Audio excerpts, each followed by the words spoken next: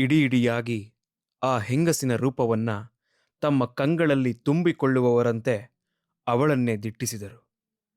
ಆ ಚಿತ್ರ ಸಾಯುವವರೆಗೆ ಜೊತೆಗೆ ಇರಲಿ ಎಂಬಂತೆ. ಅವಳ ಸರ್ಪಗಣ್ಣು, ಆ ಗುಲಾಬಿ ಹೂವು ಮರೆಯಲಾದೀತೆ. ಡಾಕ್ಟ್ರೇ, ನಾಚಿಕೆ ಬಿಟ್ಟು ಹೇಳ್ತೀನಿ, ಅವತ್ತು ಸಂಜೆ ಆಗಿತ್ತು. ನಾವಿಬ್ಬರು ಚೆನ್ನಾಗಿ ಬೆವೆತು ರಾಜಮಂಡ್ರಿಯ ಹತ್ತಿರದ ನದಿ ತೀರದಲ್ಲಿ ಬೆತ್ತಲೆಯಾಗಿ ಮಲಗಿದ್ದೆವು. ಅಂಗಾತ. ನೋಡ್ತಿರು, ನಾನು ಮುದುಕನಾಗೋದೇ ಇಲ್ಲ ಅಂದ ಸುಬ್ಬಾರಾವು. ಅದು ಕಾಲನ ನಿರ್ದಯತೆಯ ವಿರುದ್ಧ ಹೋರಾಡುವವನ ಹುರುಪಿನ ಮಾತು ಅಂತ ಅಂದ್ಕೊಂಡಿದ್ದೆ. ಅಲ್ಲ ಕಣೆ, 60 ತುಂಬಿದ ದಿನ ನಾನು ಜೀವ ಕಳ್ಕೋತೀನಿ, ಆಮೇಲೆ ಬದುಕಿರಬಾರ್ದು ಅಂದ. ಅವನ ದನಿಯಲ್ಲಿ ಅವತ್ತೇ 20 ವರ್ಷಗಳ ಹಿಂದೆನೇ ಅಂತಹ ದೃಢತೆ ಇತ್ತು.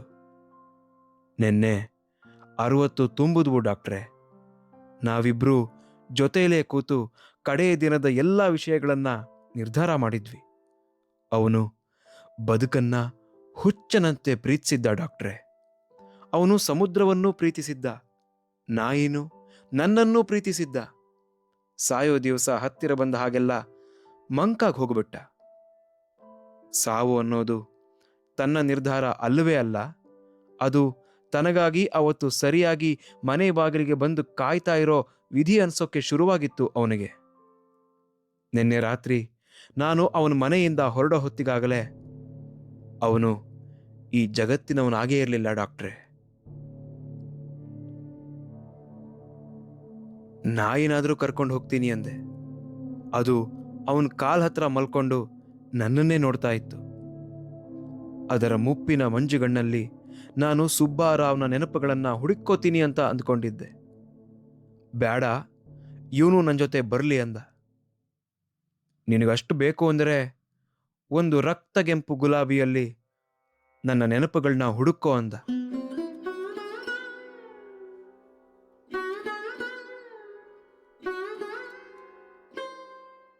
ಸರಿ, ಅವನು ಹೇಳ್ದಾಗೇನೆ ನಾಯಿನ ಮಂಚದ ಕಾಲ್ಗೆ ಕಟ್ಟಿದೆ.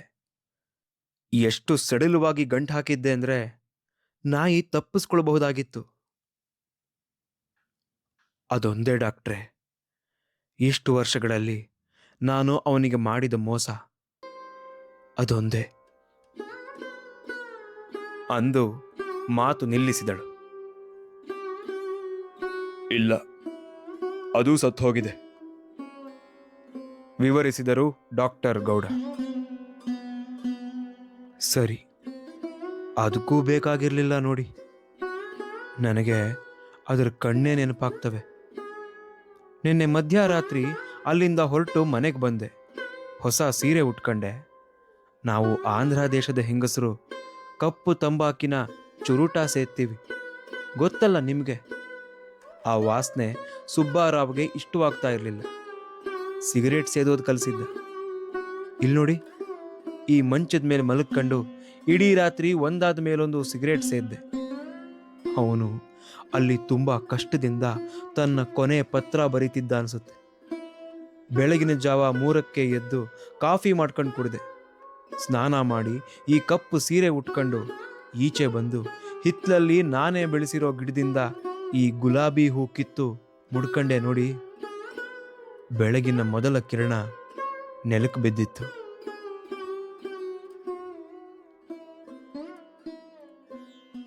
ಅಬ್ಬಾ ಹೆಂಗಸೆ, ದುಃಖದ ಉಮ್ಮಳಿಕೆನಾದ್ರೂ ಬ್ಯಾಡವೆ ಮಾತ್ನಲ್ಲಿ? ನಮ್ಮ ಹೆಂಗಸರಾದ್ರೆ ಈ ಹೊತ್ತಿಗೆ ಎಷ್ಟು ಅತ್ತು ಕರೆದು ರಂಪಾಟ ಮಾಡಿಬಿಡ್ತಿದ್ರು.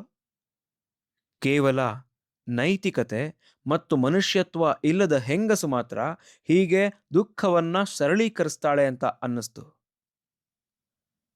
ಅಷ್ಟೇ ಅಲ್ಲ ಡಾಕ್ಟ್ರೆ, ನಾನು ಅವನ ಮಣ್ಣಿಗೆ ಬರೋದಿಲ್ಲ. ಅವನ ನೆನಪುಗಳು ನನ್ನ ಜೀವನಾನ ಕೆಸರುಗುಪ್ಪೆ ಮಾಡೋಕ್ ಬಿಡಲ್ಲ. ಆ ಕೆಸರಲ್ಲಿ ಹುಟ್ಟೋ ದುಃಖದ ಹುಳುಗಳು ಮೈ ಮೇಲೆಲ್ಲ ತೆವಳಿ ರೋಗ ಹತ್ತಿಸ್ತಾ ಇದ್ರೆ ನಾನು ಈ 4 ಗೋಡೆಗಳ ಮಧ್ಯೆ ನನ್ನ ಬದುಕನ್ನ ಹೂತು ಹಾಕಿ ಕೊಳಿಯೋಕ್ ಬಿಡಲ್ಲ. ನಿಮ್ಮ ಹೆಂಗಸರು ಗಂಡ ಸತ್ ಕೂಡ್ಲೆ ಬದುಕು ಮುಗೀತು ಅಂದ್ಕೋತಾರೆ. ಇಲ್ಲ, ನಾನು ಅವನಿಗೋಸ್ಕರ ಅಳಲ್ಲ. ಸುಬ್ಬಾರಾವ್ಗೆ ಸೇರಿದ ಎಲ್ಲ ವಸ್ತುಗಳನ್ನು ಮಾರ್ತೀನಿ, ಫೋಟೋಗಳನ್ನು. ಆಮೇಲೆ ಏನಿದೆ ಸರ್? ಯಾವುದಕ್ಕೂ ಯಾರನ್ನೂ ದೂರದೆ ಈ ಬಡವರ ಸಾವಿನ ಬೋನಿನಂತಹ ದರಿದ್ರ ಕೊಂಪೆಯಲ್ಲಿ ನೆಮ್ಮದಿಯ ಕಾಲ ಕಳಿತೀನಿ. ಹಾಗಂತ ಸುಬ್ಬಾರಾವ್ಗೆ ನಾನು ಮಾತು ಕೊಟ್ಟಿದ್ದೀನಿ ಡಾಕ್ಟ್ರೇ ಅಂದು ಸುಮ್ಮನಾಗಿ ಬಿಟ್ಟಳು. ಹಸಿ ದಾರಕ್ಕೆ ಮುತ್ತು ಪೋಣಿಸಿದಂತೆ ಮಾತು. ಅವನ್ನೆಲ್ಲ ಆಕೆ ಕೇವಲ ಡಾಕ್ಟರ್ ಚನ್ನಬಸವನಗೌಡರಿಗಲ್ಲ, ಇಡೀ ಬಸವನಕುಂಟೆಗೆ, ಆ ಊರಿಗೆ, ಜಗತ್ತಿಗೆ ಅರ್ಥವಾಗಲಿ ಎಂಬಂತೆ ಆಡಿದಂತಿದ್ದವು. ಆಂಧ್ರ ದೇಶದ ಹೆಣ್ಣು ಮಕ್ಕಳು ಕೇವಲ ಧೈರ್ಯಶಾಲಿಗಳಲ್ಲ, ನಿರ್ದಯಿಗಳು ಕೂಡ ಎನಿಸಿತ್ತು. ಅವರು ನಿಧಾನವಾಗಿ ಎದ್ದು ಬಂದು ಆ ಉರಿ ಬಿಸಿಲಲ್ಲಿ ಕೋಚ್ ಗಾಡಿ ಹತ್ತಿ ಕೂತು ಮನೆಗೆ ಎಂಬ ಆದೇಶವನ್ನ ಉಚ್ಚರಿಸಿದಾಗ, ಹೌದಲ್ಲ, ಈ ಬಸವನಕುಂಟೆ ಬಡವರ ಸಾವಿನ ಬೋನಲ್ಲದೆ ಮತ್ತೇನು ಅನ್ನಿಸಿತು. ಹಾಗೆ ನೋಡಿದ್ರೆ ಆ ಊರೇ ಅಂತಹದ್ದು. ನಿಂತು ಯೋಚಿಸಿದರೆ ಕಳೆದ 400 ವರ್ಷಗಳಲ್ಲಿ ಅಲ್ಲಿ ಯಾವ ಬದಲಾವಣೆಯೂ ಆಗಿರುವ ಕುರುಹುಗಳು ಗೋಚರವಾಗೋದಿಲ್ಲ. ಊರೆಂಬ ಊರು ಹಾಗೇ ಇದೆ. ಉಪ್ಪಡರಿದ ಹೂವುಗಳು, ಎಬ್ಬಿ ಹೋದ ಹಳೆಯ ತಾರು ರಸ್ತೆಗಳು, ದಿನವಿಡೀ ಎರಚಾಡುವ ಧೂಳು ಮತ್ತು ಅಪರೂಪದ ಮಳೆಯಿಂದ ಆಗುವ ಕೆಸರು. ಯಾವುದೂ ಬದಲಾಗಿಲ್ಲ. ಬದುಕು ಇಲ್ಲಿ ಚಲಿಸೋದಿಲ್ಲ. ಒಂದು ನಿಧಾನವಾದ ವಿನಾಶ ಮಾತ್ರ ಈ ಊರನ್ನ ಆವರಿಸಿಕೊಂಡಿದೆ. ಪಾಳೆಗಾರಿಕೆಯ ಕಾಲ ಮುಗಿದು ಇಂಗ್ಲಿಷರು ದಿವಿನಾಗಿ ಆ ನೆಲದ ಮೇಲೆ ಸ್ಥಿರಗೊಳ್ಳುತ್ತಿದ್ದ ಕಾಲದಲ್ಲಿ ಕ್ಷೀಣಗೊಳ್ಳಲು ಆರಂಭವಾಗಿದ್ದ ಶ್ರೀಮಂತ ಮನೆತನದಲ್ಲಿ ಹುಟ್ಟಿದ ಡಾಕ್ಟರ್ ಗೌಡರಿಗೆ ಆ ಊರ ತುಂಬ ಕಣ್ಣಿಗೆ ರಾಚುವಂತೆ ಕಾಣುತ್ತಿದ್ದುದು ನಿಧಾನವಾದ ವಿನಾಶ ಮಾತ್ರ. ಆ ಹೆಂಗಸು ಹೇಳಿದ್ದೇ ಸರಿಯೇನೋ ಅನ್ನಿಸಿದಾಗ ಕಸಿವಿಸಿಯಾಯಿತು. ಅಂತಹ ಮನೆಗಳು ಇನ್ನೂ ಅಲ್ಲಲ್ಲಿ ಇವೆ. ಮುಗಿಯುತ್ತಿರುವ ಶ್ರೀಮಂತಿಕೆಯ ಕುರುಹಾಗಿ ಅವುಗಳ ಹೊರಗೋಡೆಗಳು ಬಿರುಕು ಬಿಟ್ಟಿವೆ. ಸುಣ್ಣ ಕಾಣದ ಮನೆಗಳು ಸಕೇಶಿಯರ ಮುಖದಂತೆ ಮ್ಲಾನವಾಗಿವೆ. ಬಂಗಲೆಗಳ ನೆತ್ತಿಯ ಮೇಲೆ ನೆಗ್ಗಲು ಮುಳ್ಳಿನ ಪೈರು. ಆ ಮನೆಗಳ ಬೆಳ್ಳನೆಯ ಹೆಂಗಸರು ಬಿಸಿಲನ್ನು, ಸ್ವಾತಂತ್ರ್ಯವನ್ನು ಮನಸಾರೆ ದ್ವೇಷಿಸಿ ತಮ್ಮ ಅರೆ ಗತ್ತಲೆಯ ರೂಮುಗಳಲ್ಲಿ ಬಿಳಿಚಿ ಹೋಗಿದ್ದಾರೆ. ಎಷ್ಟು ನೀರು ಹಾಕಿದರೂ ಚಿಗುರೊಡೆಯದ ಮನಿ ಪ್ಲಾಂಟ್ ಬಳ್ಳಿಯಂತೆ ಅವರ ನಿಗೂಢ ಪ್ರೇಮ ಪ್ರಕರಣಗಳು ಹಿತ್ತಲ ಬಾಗಿಲಿನ ಹಾದರಗಳ ಮಟ್ಟಕ್ಕೆ ಬಂದು ನಿಂತು ಬಿಟ್ಟಿವೆ. ಆ ಮಾಜಿ ಶ್ರೀಮಂತರ ಬಂಗಲೆಗಳಲ್ಲಿ ಬದುಕು ಕದಲುವುದೇನಿದ್ದರೂ ಬ್ಯಾಂಕಿನವರು ಬಂದು ಇದ್ದಬದ್ದದ್ದನ್ನೆಲ್ಲ ಮುಗಿಯದ ಸಾಲಕ್ಕಾಗಿ ಜಪ್ತು ಮಾಡಿದಾಗ ಅಥವಾ ಮುಪ್ಪಾನ ಮುದುಕರು ಸತ್ತು ಹೋದಾಗ ಆಗ ಮಾತ್ರ ಬಿಳಿಚಿಕೊಂಡ ಕೆನ್ನೆಗಳ ದಿಗಿಲುಗಣ್ಣಿನ ಹೆಂಗಸರು ಆ ಮನೆಗಳಿಂದ ಹೊರಬರುತ್ತಾರೆ, ದುಸ್ವಪ್ನಗಳಂತೆ. ಆದರೆ ಡಾಕ್ಟರ್ ಚನ್ನಬಸವನಗೌಡರು ತಮ್ಮ ಬದುಕನ್ನ ನಿಂತ ನೀರಾಗಲು ಬಿಟ್ಟಿಲ್ಲ. ತಾವು ಆ ಶ್ರೀಮಂತ ತಲೆಮಾರಿನ ಮುಗಿದ ವೈಭವದ ಕೊನೆಯ ಕೊಂಡಿ ಎಂಬುದು ಅವರಿಗೆ ಚೆನ್ನಾಗಿ ಗೊತ್ತಿದೆ. ಹಳೆಯ ಕೋಟೆಯಂತಹ ಮನೆ ಮಾರಿದ್ದಾರೆ. ಊರಿನ ಪೂರ್ವಕ್ಕಿರುವ ಗುಂಟಪ್ಪನ ಹೊಲದ ಪಕ್ಕದಲ್ಲಿ ಹೊಸ ಮನೆ ಕಟ್ಟಿಸಿದ್ದಾರೆ. ಅದರ ಸುತ್ತಲಿನ ಹಸಿರು ಮರಗಳು ಅವರೊಂದಿಗೆ ಬೆಳೆದಿವೆ. ವಿಶಾಲವಾದ ಜಗುಲಿಗಳು, ಹಜಾರಗಳು, ತಂಪನೆಯ ನಡುಮನೆ, ಮಸುಕು ಬೆಳಕಿನ ಮಲಗುವ ಕೋಣೆ, 3000 ಪುಸ್ತಕಗಳು ಅಚ್ಚುಕಟ್ಟಾಗಿ ನಿಶಬ್ದವಾಗಿ ಕುಳಿತಿರುವ ಪ್ರಶಾಂತವಾದ ಲೈಬ್ರರಿ, ಅವೆಲ್ಲವನ್ನೂ ಅಷ್ಟೇ ಜತನವಾಗಿ ನೋಡಿಕೊಳ್ಳುವ ಅವರ ಹೆಂಡತಿ. ಮನೆಯ ಆವರಣದ ಒಳಕ್ಕೆ ಕಾಲಿಟ್ಟ ಕೂಡಲೇ ಉರಿ ಬಿಸಿಲ ಧಗೆಯೆಲ್ಲ ಅಡಗಿ ಒಂದು ಉಲ್ಲಾಸದ ತೆರೆ ಸುತ್ತಿಕೊಳ್ಳುವ ಮೋದವಿರದಿದ್ದರೆ ಅದಕ್ಕೆ ಮನೆ ಅನ್ನಬೇಕಾದರೂ ಏಕೆ? ಹೀಗೆ ನಿರಂತರ ಪರಿಶ್ರಮದಿಂದ ಬದುಕಿನಲ್ಲಿ ನೆಮ್ಮದಿಯನ್ನು ರೂಢಿಸಿಕೊಂಡು ಇನ್ನೇನು ಅದಕ್ಕೊಂದು ಅಂತಿಮ ಸ್ವರೂಪ ದೊರೆಯಲಿದೆ ಎಂಬ ಹೊತ್ತಿನಲ್ಲೇ ತಮ್ಮೆಲ್ಲ ನಂಬಿಕೆಗಳನ್ನು ಬುಡ ಸಮೇತ ಕದಲಿ ಬಿಸಾಡಿದಂತಹ ಘಟನೆ ನಡೆದದ್ದು ಆ ಪವಿತ್ರ ಸೋಮವಾರದಂದು ನೇಮಿರಾಲ ಸುಬ್ಬಾರಾವು ಮತ್ತು ಆ ಹೆಂಗಸಿನ ಮನೆಗಳಿಗೆ ಕೊಟ್ಟ ಭೇಟಿಯಲ್ಲಿ. ಈಗ 81ರ ಇಳಿಗಾಲದಲ್ಲಿ ಈ ತನಕ ಬದುಕಿದ್ದು ಬದುಕೇ ಅಲ್ಲ, ಮತ್ತಿದನ್ನ ಹೊಸದಾಗಿ ಬದುಕಬೇಕೆ? ಎಂಬ ಪ್ರಶ್ನೆಯಿಂದ ಕಂಗಾಲಾಗಿ ಕೋಚುಗಾಡಿಯಿಂದ ಇಳಿದು ಮನೆಯ ಆವರಣದ ಒಳಕ್ಕೆ ಕಾಲಿಟ್ಟ ಡಾಕ್ಟರ್ ಗೌಡರಿಗೆ ಗಿಣಿ ತಪ್ಪಿಸ್ಕೊಂಡೈತೆ ಎಂದು ಆಳು ಹುಡುಗನೊಬ್ಬ ಹೇಳಿದ್ದು ಮತ್ತಷ್ಟು ಗೊಂದಲ ಉಂಟಾಗಿಸಿತು. ತಾವು 20 ವರ್ಷಗಳ ಕಾಲ ಇಂಗ್ಲಿಶು ಪದ್ಯಗಳನ್ನು ಕನ್ನಡ ಕಾವ್ಯವನ್ನು ಹೇಳಿಕೊಟ್ಟು ಬೆಳೆಸಿದ ಮುದ್ದಿನ ಗಿಣಿ ಪಂಜರದಿಂದ ತಪ್ಪಿಸಿಕೊಂಡಿದೆ. ಊರ ಮಂದಿಯೆಲ್ಲ ದಿನಗಟ್ಟಲೆ ಬಂದು ಮನುಷ್ಯರಿಗಿಂತ ಸ್ಫುಟವಾಗಿ ಮಾತನಾಡಬಲ್ಲ ಆ ಪಕ್ಷಿಯನ್ನ ಸಾಲುಗಟ್ಟಿ ನಿಂತು ನೋಡಿ ಹೋಗುತ್ತಿದ್ದರಲ್ಲ, ಅದೀಗ ತಪ್ಪಿಸಿಕೊಂಡಿದೆ. 2 ನಿಮಿಷ ಕಾಲ ಎದುರಿನ ಮಾವಿನ ಮರದ ಅಡಿಯಲ್ಲಿ ನಿಂತು ಅದನ್ನು ಕನ್ನಡ, ಇಂಗ್ಲಿಶು ಹಾಗೂ ಕೊಂಕಣಿ ಭಾಷೆಗಳಲ್ಲಿ ಕರೆದರು. ಉತ್ತರ ಬರಲಿಲ್ಲ. ಹಾಳಾಗಿ ಹೋಗಲಿ ಎಂದುಕೊಂಡು ಯಾರೊಂದಿಗೂ ಮಾತನಾಡದೆ ತಮ್ಮ ಮಲಗುವ ಕೋಣೆಯತ್ತ ನಡೆದು ಬಿಟ್ಟರು ಡಾಕ್ಟರ್ ಗೌಡ. ಸುಬ್ಬಾರಾವ್ನ ಆ ಪತ್ರ ಓದಿದ ಮೇಲೆ, ಬಸವನಕುಂಟೆಯ ಹೆಂಗಸನ್ನ ಕಂಡು ಬಂದ ಮೇಲೆ ಅವರ ಎಂದಿನ ಸ್ಮಿತ ಕಳೆದು ಹೋಗಿತ್ತು. ಅವಸರವಾಗಿ ಬಟ್ಟೆ ಬದಲಾಯಿಸಿ ಮನೆಯಲ್ಲಿ ಧರಿಸುವ ಗೆರೆಗೆರೆಯ ಪೈಜಾಮ, ಅಂಗಿ ಮತ್ತು ಅದರ ಮೇಲೊಂದು ತಿಳಿನೀಲಿಯ ನಿಲುವಂಗಿ ಹಾಕಿಕೊಂಡು ಸುಬ್ಬಾರಾವು ಬರೆದ 11 ಪುಟಗಳ ಪತ್ರದ ಬಗ್ಗೆ ಯೋಚನೆ ಮಾಡುತ್ತಿರುವಾಗಲೇ ನಿದ್ದೆ.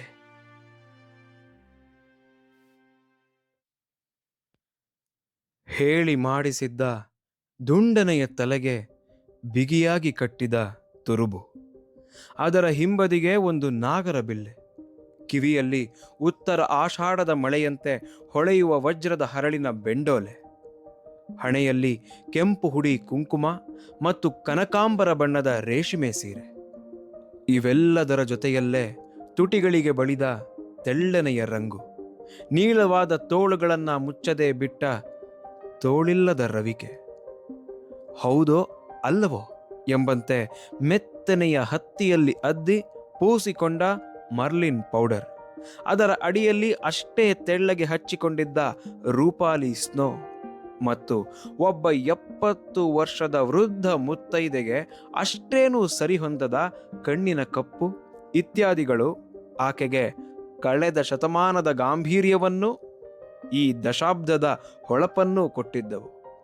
ಅವಳ ಎತ್ತರದ ನಿಲುವಿಗೆ, ನೀಳ ಕೈಕಾಲುಗಳಿಗೆ, ಆ ಊರಿನದ್ದು ಅಲ್ಲವೆಂದು ಖಚಿತಪಡಿಸುವ ಬಂಗಾರ ಬಣ್ಣದ ಮೈಕಾಂತಿಗೆ ಮತ್ತು 70ರ ವಯಸ್ಸಿನಲ್ಲೂ ಬಾಗದ, ಸುಕ್ಕಾಗದ, ಕರೆಗಟ್ಟದ ದೇಹಕ್ಕೆ ಅವಳು ಮಾಡಿಕೊಂಡ ಸಿಂಗಾರ ಒಪ್ಪವಾಗೇ ಇತ್ತು. ಆದರೆ ಡಾಕ್ಟರ್ ಚನ್ನಬಸವನಗೌಡರ ಬೆಡ್ರೂಮಿನ ಗೋಡೆಗೆ ನೇತಾಡಿದ ಅವರ ಮದುವೆ ಕಾಲದ ಫೋಟೋದಿಂದ ಇವತ್ತಿನ ಅವಳ 70ರ ವಯಸ್ಸಿನ ತನಕ ಇಳಿದು ಬಂದಿದ್ದ 2 ಅವಶೇಷಗಳೆಂದರೆ ಅವಳ ಕಡುಗಪ್ಪು ಕಣ್ಣುಗಳಲ್ಲಿನ ಸ್ಪಷ್ಟ ಉದ್ದಟತನ ಮತ್ತು ನಗುವಾಗ ಕೆನ್ನೆಗಳ ಮೇಲೆ ಹೊಟ್ಟೆ ಕಿಚ್ಚಾಗುವಷ್ಟು ಸುಂದರವಾಗಿ ಮೂಡುವ ಕುಳಿ ಮಾತ್ರ ಎಂಬುದು ಸ್ಪಷ್ಟವಿತ್ತು. ಅವಳನ್ನು 18ರ ಉಕ್ಕಿನಲ್ಲಿ ನೋಡಿದ ಕಣ್ಣುಗಳಿಗೆ ಕಾಲವು ಅವಳೆಲ್ಲ ಸೌಂದರ್ಯವನ್ನು ನಿರ್ದಯವಾಗಿ ತರಿದು ಹಾಕಿರುವ ಪರಿ ಎಂತಹದ್ದು ಎಂಬುದು ಸುಲಭವಾಗಿ ಗೊತ್ತಾಗುವಂತಿತ್ತು. ಆದರೆ ಹೆಣ್ಣು ಮಗಳು ಜಾಣೆ. ವಯಸ್ಸಿನ ಹೊಡೆತಕ್ಕೆ ತತ್ತರಿಸುವ ಸೌಂದರ್ಯವನ್ನ ತನ್ನ ಕಣ್ಣ ಒಳಗಿನ ಧಿಮಾಕು, ನಡಿಗೆಯ ಒಳಗಿನ ಬಿರುಸು ಹಾಗೂ ವ್ಯಕ್ತಿತ್ವದಲ್ಲಿನ ನೇರವಂತಿಕೆಯಿಂದ ಮುಚ್ಚಿಟ್ಟುಕೊಳ್ಳುವುದನ್ನ ರೂಢಿಸಿಕೊಂಡಿದ್ದಳು. ಮಧ್ಯಾಹ್ನದ ಕೋಳಿ ನಿದ್ರೆ ಮುಗಿಸಿ ಡಾಕ್ಟರ್ ಚನ್ನಬಸವನಗೌಡರು ಎದ್ದು ಕೂಡುವ ಹೊತ್ತಿಗೆ ಅವರ ಮಡದಿ ಮಾಂಡೋವಿ ನಿಧಾನವಾಗಿ ತಿರುಗುತ್ತಿದ್ದ ಫ್ಯಾನಿನ ಕೆಳಗೆ ಡ್ರೆಸ್ಸಿಂಗ್ ಟೇಬಲಿನ ಮುಂದೆ ಕುಳಿತು ತನ್ನ ಕಂಕುಳ ಅಡಿಯಲ್ಲಿ ಚಿಗುರಿದ ವೃದ್ಧ ರೋಮಗಳನ್ನು ಇಲ್ಲವಾಗಿಸಿಕೊಂಡು ಇಂಗ್ಲೆಂಡಿನಿಂದ ತರಿಸಿದ ಕ್ರ್ಯಾಶ್ ಸ್ಪ್ರೇ ಸೆಂಟ್ ಪೂಸಿಕೊಳ್ಳುತ್ತಿದ್ದುದು ಕಾಣಿಸಿತು. ಈ ಹೆಂಗಸು ಎಷ್ಟು ಸಲ ಹೇಳಿದ್ರೋ ಸೊಂಟಕ್ಕೆ, ಹಿಂದಿನ ಉಬ್ಬುಗಳಿಗೆ ಹೀಗೆ ರೇಷ್ಮೆ ಸೀರೆಯನ್ನ ಬಿಗಿಯಾಗಿ ಸುತ್ತಿಕೊಳ್ಳುವುದು ಬಿಡೋದೇ ಇಲ್ಲ, ವಯಸ್ಸಾದ ಮೇಲೂ ಎಂದುಕೊಂಡರು ಡಾಕ್ಟರ್ ಗೌಡ. ಏಳಿ, ಡಾಕ್ಟರ್ ಮೂರ್ತಿ ಮನೆಗೆ ತಡವಾಗತ್ತೆ ಅಂದಳು ಮಾಂಡೋವಿ. ಅವರು ಎದ್ದು ಮಲಗುವ ಕೋಣೆಗೆ ಹೊಂದಿಕೊಂಡೇ ಇದ್ದ ಬಾತ್ರೂಮಿಗೆ ತಡವರಿಸುತ್ತಾ ಹೋದ ಮೇಲೆ ಮಂಚದ ಮುಂದಿದ್ದ ಸೂಟ್ ಸ್ಟ್ಯಾಂಡಿನ ಮೇಲೆ ಸ್ವಚ್ಛವಾಗಿ ಒಗೆದು ಇಸ್ತ್ರಿ ಮಾಡಿಟ್ಟಿದ್ದ ಅವರ ಕಡು ನೀಲಿ ಬಣ್ಣದ ಸೂಟಿನ ಮೇಲೆ ಎಂತಹದ್ದೋ ಹಳೆಯ ನೆನಪು ಮಿಶ್ರಿತ ಪ್ರೀತಿಯಿಂದ ಕೈ ಆಡಿಸಿದಳು ಮಾಂಡೋವಿ. ತಮ್ಮ ಮದುವೆ ಆಗಿ 50 ವರ್ಷ ಪೂರ್ತಿಯಾಗಿವೆ. ಅವತ್ತಿನಿಂದ ಶುರುವಾದದ್ದು. ಗಂಡ ಯಾವುದೇ ಸಮಾರಂಭಕ್ಕೆ ಹೋಗೋದಿದ್ದರೂ ಅದರ ಹಿಂದಿನ ದಿನವೇ ಸಮಾರಂಭಕ್ಕೆ ತಕ್ಕ ಸೂಟು ತೆಗೆದು ಇರಿಸುತ್ತಾಳೆ. ಸ್ನಾನದ ಮನೆಯಿಂದ ಹೊರಬಂದ ಕೂಡಲೇ ಕೈಗೆ ಸಿಗುವಂತೆ. ಅದಿರಲಿ, ಡಾಕ್ಟರ್ ಗೌಡರಿಗೆ ಸೂಟು ಹಾಕಿಕೊಳ್ಳಲು ಮಾಂಡೋವಿ ಸಹಾಯ ಮಾಡತೊಡಗಿದ್ದು ಮೊದಮೊದಲು ಅಪ್ಪಟ ಪ್ರೀತಿಯಿಂದಲೇ ಎಂಬುದು ನಿಜವಾದರೂ ಬರಬರುತ್ತಾ ಅದು ಅಭ್ಯಾಸವಾಗಿ ಹೋದದ್ದು ಯಾವಾಗಿನಿಂದ? ಈ 5 ವರ್ಷಗಳಲ್ಲಂತೂ ಅವರಿಗೆ ಮಾಂಡೋವಿಯೇ ಪೂರ್ತಿಯಾಗಿ ನಿಂತು ಬಟ್ಟೆ ತೊಡಿಸಬೇಕು. ಅವರು ತಾವೇ ದಿರಿಸು ಹಾಕಿಕೊಳ್ಳಲಾಗದಷ್ಟು ಮುಪ್ಪಾಗಿದ್ದಾರೆ. ಒಬ್ಬರನ್ನೊಬ್ಬರು ಬಿಟ್ಟಿರಲಾರದ ಸ್ಥಿತಿ. ಮಾತಿಗೊಮ್ಮೆ ಹೆಂಡತಿಯತ್ತ ಕೈಚಾಚದಿದ್ದರೆ ಗೌಡರಿಗೆ ಆಗದು. ಅವರು ಚಡಪಡಿಸುತ್ತಿದ್ದರೆ ಮಾಂಡೋವಿಗೆ ಸುಮ್ಮನಿರಲಾಗದು. ಈ ಪರಸ್ಪರ ಅವಲಂಬನೆಯ ಅರ್ಥ ಪ್ರೀತಿಯೋ ಅನುಕೂಲವೋ? ತಮ್ಮನ್ನು ತಾವೇ ಕೇಳಿಕೊಳ್ಳಲಾಗದ ಪ್ರಶ್ನೆ ಅದು. ಏಕೆಂದರೆ ಇಬ್ಬರಿಗೂ ಆ ಪ್ರಶ್ನೆಯ ಉತ್ತರ ಬೇಕಾಗಿರಲಿಲ್ಲ. 80ರ ಸನಿಹಕ್ಕೆ ಬಂದಂತೆಲ್ಲ ತನ್ನ ಗಂಡನ ತಪ್ಪುವ ಹೆಜ್ಜೆ, ಕತ್ತಲಲ್ಲಿ ನಿಸ್ಸಹಾಯಕವಾಗಿ ಪಿಳುಕಿಸುವ ಕಣ್ಣು, ಜಾರಿದ ನೆನಪು, ಅದುರುವ ಕೈಗಳು ಒಂದೊಂದಾಗಿ ಗಮನಿಸುತ್ತಲೇ ಅವರಿಗೆ ಹತ್ತಿರವಾದಳು ಮಾಂಡೋವಿ.